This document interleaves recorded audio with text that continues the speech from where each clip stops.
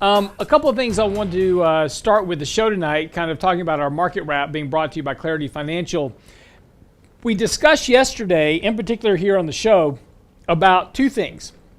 The one thing that we talked about first is that every time the market is gapped up in these little rallies that we've had, that those gaps have typically been indicative of a peak within whatever rally context there was. In other words, it's kind of like the last gap exhaustion of a rally. And of course, we talked about this yesterday, that this gap up in the market earlier this week was indicative of that late stage rally. The second thing that we talked about, and if you're watching our live stream right now, you can actually see the chart that I'm talking about. You catch our live stream right now live at realinvestmentadvice.com, as well as on our Facebook page, facebook.com/realinvestmentadvice. Brent Clanton is feverishly working the camera angles over there to try to make Richard look as good as possible. But it's tough work, I tell you. But the thing is, if you're watching a live stream, you can see where these gaps have occurred, and every single time it's been right there at the peak of a rally. And we talked about this yesterday, that the market had rallied right back up into this cluster of resistance that we've been looking at, the June highs all the way back to the highs back in early March this year. Every time we've gotten back up to this level, right around 2,800, that's really been kind of the point of resistance. Well, you know, what kind of happens is every time we get there, some piece of news comes out that spooks the market. Well, and that's exactly what happened today. We rallied up into resistance yesterday, and today we get an additional bunch of tariffs being imposed on China that really begin to weigh on stocks. Now, here's the interesting thing about this.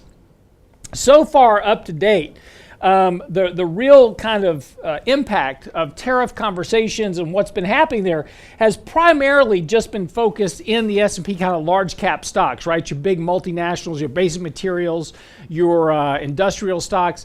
That's really been the hit. The areas that have been really immune to tariff talks have been small caps and mid cap stocks. But look what happened today.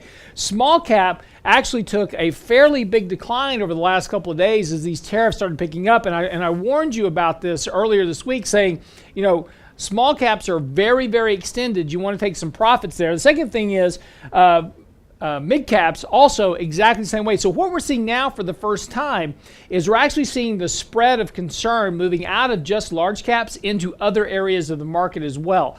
Now, in yesterday's Technically Speaking post, I posted a very nice piece of research from Jim Bianco talking about the fact that Facebook, Apple, Amazon, Netflix, Google, Microsoft have made up virtually 100% of the rally in stocks this year to date. That's where all the returns have come from, in a very, very small number of stocks. And that's really been indicative in the S&P 500 anyway. That's been very indicative of what's been going on in the market. It's a very narrow rally. Outside of that, we've seen some rallies in small caps and mid caps, but they make up a lot smaller market capitalization weight of the overall market. So their movements are much more interesting. Now, here's the thing, though. The belief is that small caps are immune to trade tariffs. It's actually just the opposite. They are more immune to trade tariffs and trade wars than anyone else. The reason is simply this. If I'm Apple and I'm selling a product and you impose a trade tariff that increases my cost on producing a profit by, say, 10%, well, I'm so large as Apple that I can absorb the cost of a 10% increase in product costs and not even necessarily have to pass it on to my consumer, because I've got enough profitability to absorb that cost. Small cap and mid cap companies don't have that type of luxury. They don't have that big of a profit margin in most cases to be able to absorb much higher input costs without being able to pass it on to consumers. So this means that if they get into a position to where they can't pass on cost to consumers, it becomes very problematic for corporate profit margins. Now, why am I bringing this up? Because yesterday we saw the consumer credit report for last month come out. Consumer credit increased by $25 billion. It's one of the biggest jumps that we've seen in consumer credit in 1 month, going all the way back to 2008. What that suggests is that, as we've talked about multiple times here on the show, is that individuals at this point are cash strapped. Wages aren't rising. We've got an article coming out tomorrow showing that wages have basically gone flatline over the last couple of months. We're not getting big increases in wages, but the cost of products, goods, and services are going up. not because of economic growth, but because of higher oil prices. Oil prices have almost doubled. They went from 40 to 70 over the course of this year so far. That's a huge input cost into manufacturing products, delivery of products, etc. That all gets passed through to consumers, and more importantly, higher oil prices means higher gasoline prices, which is a direct tax on consumers. So whatever tax cut benefit they got coming in the door from the tax cut and reform plan has already been absorbed by higher energy costs across the planet, not including the rising cost of healthcare, etc. That's also absorbed a big bulk of any increased income or potentially wages they might have gotten. So you're seeing them resort, because of that, they're just trying to maintain their standard of living, which is getting more costly. The only place to get the differential is consumer credit.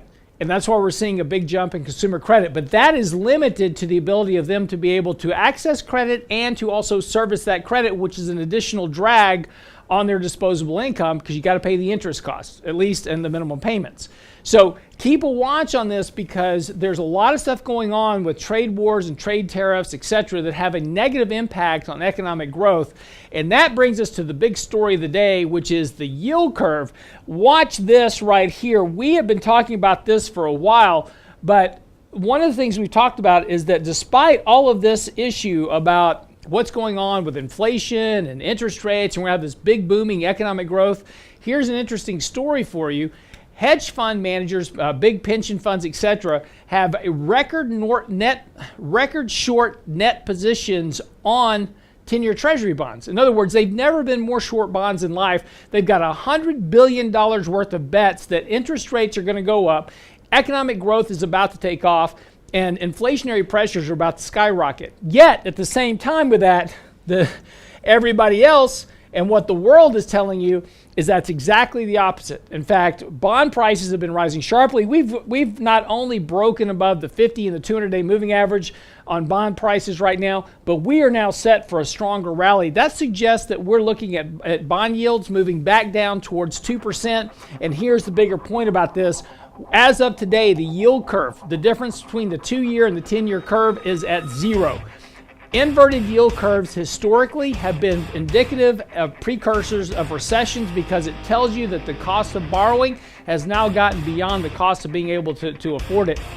And that's going to start affecting a whole lot of things such as interest rates, variable rate credit cards. It's also going to affect corporate borrowing and, of course, what corporations invest in, etc.